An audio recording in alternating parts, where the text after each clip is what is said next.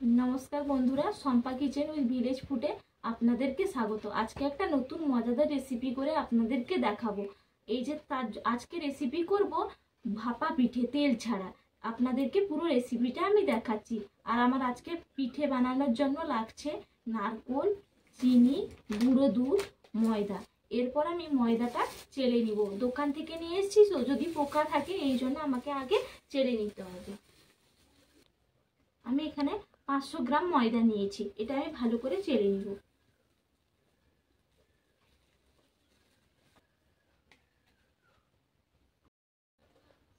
ময়দাটা চালিয়ে নিয়েছি। এরপর ময়দার মধ্যে আমি লবণ দিয়ে দিব। আপনারা স্বাদ অনুযায়ী লবণটা ব্যবহার করবেন।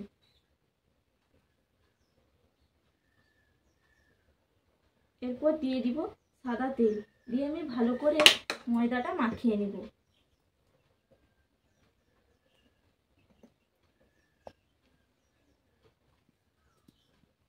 এরপর ময়দার মধ্যে একটু একটু জল দিয়ে আমি মাখিয়ে নেব। ডোটা আমি তৈরি করে নিচ্ছি। এই দেখুন আমার ডোটা পুরো রেডি হয়ে গেছে। এরপর এটা আমি আলাদা করে রেখে দিচ্ছি। এরপর আমি নারকেলটা ভেঙে নেব।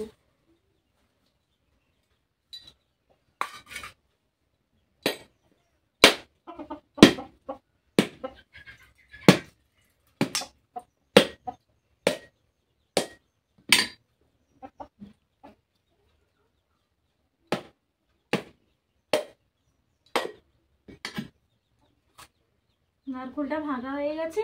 এরপর এটা আমি কুড়িয়ে নিব।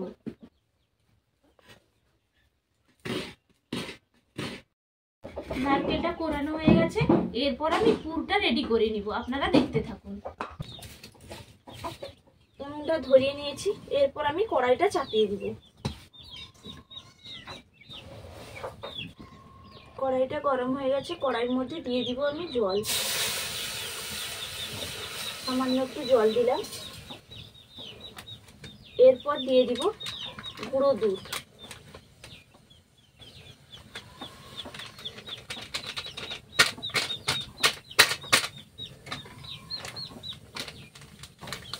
এখানে আমি 2 প্যাকেট গুঁড়ো দুধ নিয়েছি, 10 টাকা দামের।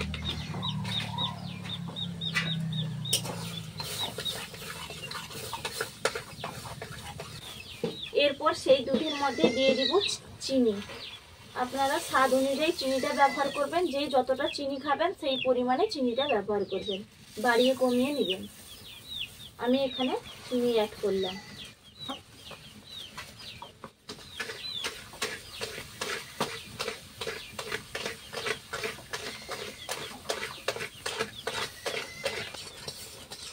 এরপর দুধটা চিনিটা ভালো করে মিশিয়ে নিয়েছি। এরপর এর মধ্যে আমি দিয়ে দিব নারকেল।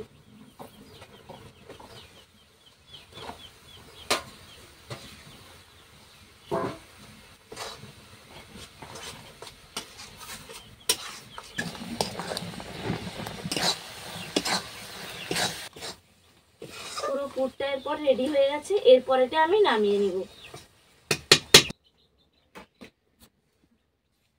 এই যে পুরটা রেডি করে নিয়ে চলে এসেছি। এরপর আমি এই ডোটা দেখুন, ডোটা দারুণ হয়েছে, নরম একদম সফট হয়েছে। এরপর এটা আমি লেচি লেচি কেটে আমি বেলে নেব।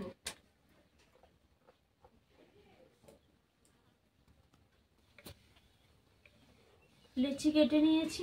এরপর চাকতির মধ্যে একটু সামান্য তেল দিয়ে দিলাম। এরপর এটা আমি বেলে নেব।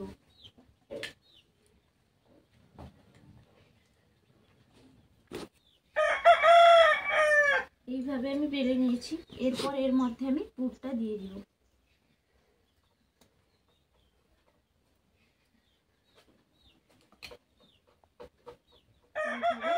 এইভাবে আমি ভাঁজটা করব। দুধ দিক দিয়ে ভালো করে চিপে দিব।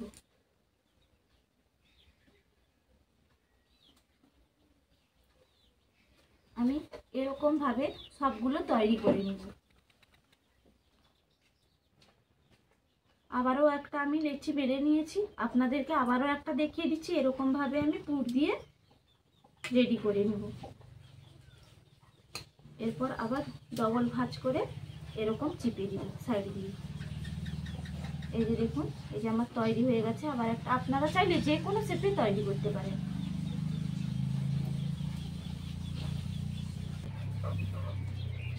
আমি এইভাবে সবগুলো বানিয়ে নিয়েছি।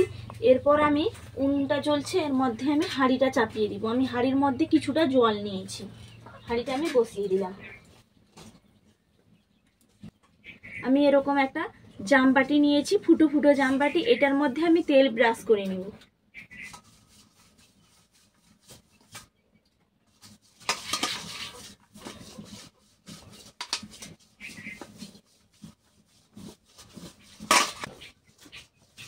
এরপর আমি তেলটা ভালো করে ব্রাশ করে নিয়েছি।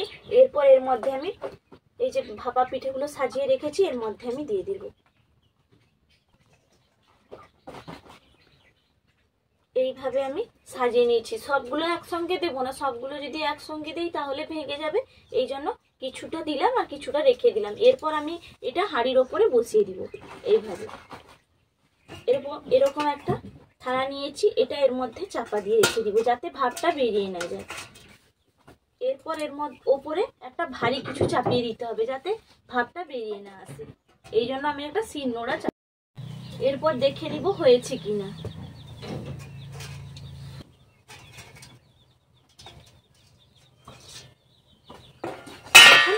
একদম ভালোভাবে হয়ে গেছে। এরপর আমি নামিয়ে নিব। কি সুন্দর লাগছে দেখতে।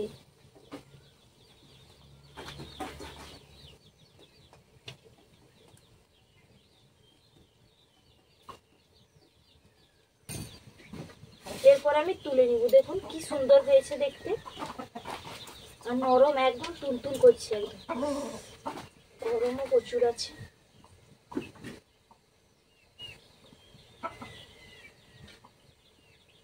দেখুন একদম আমার রেডি হয়ে গেছে। এরপর খেয়ে বলছি যে কেমন হয়েছে। এরপর খাওয়ার জায়গায় চলে এসেছি, আপনাদেরকে কেটে দেখাচ্ছি। এই দেখুন ভেতরটা কি সুন্দর নরম হয়েছে, একবারে সফট একদম। এই যে তুলতুল করছে, দেখুন একদম পুর ভরা ভেতরটা। এরপর খেয়ে বলছি কেমন হয়েছে।